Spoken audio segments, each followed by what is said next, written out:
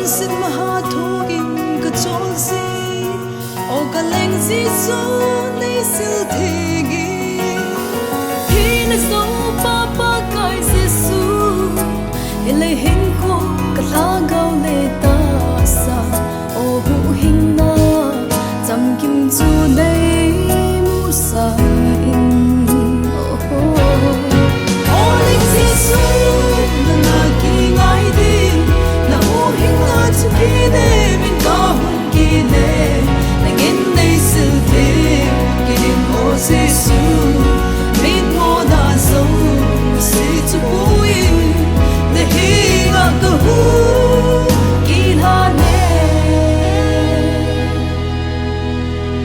Kazin na kam lay si lung hal na mun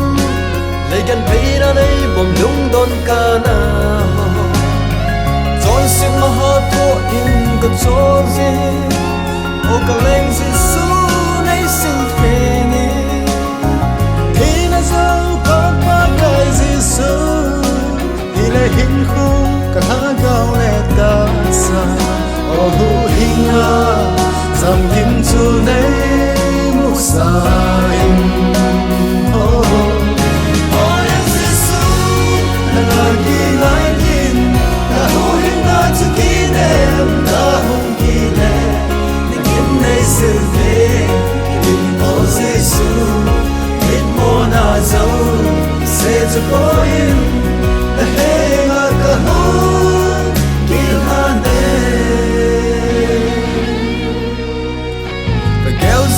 Hati salinu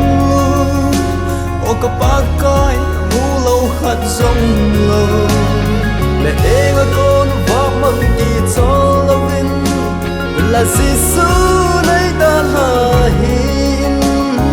ki sia long hain ka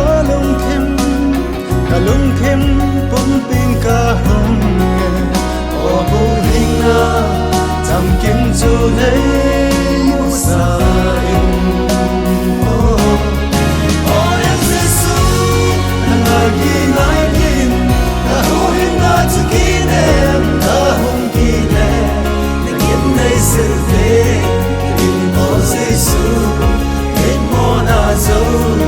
It's a poem that hang like a hole in my name. Hele hin ko hiet chol zi dang chai o katasa hin ngai zing e Jesu hele sin hi lung don na kana zing bo ei nem ding ka ngai nge se lung leng bai zing ka zing Jesu Oni kai zingin o Jesu Oni Jesu na lagi ngai din na hohin na chukine mi ka hong kine nagin nei silve in o Jesu mit mo na zo si chuin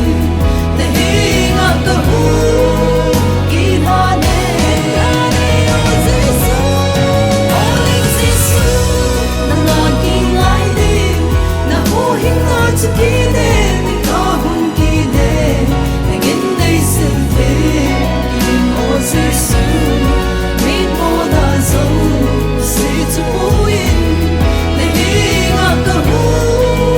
kinane Kakipa e o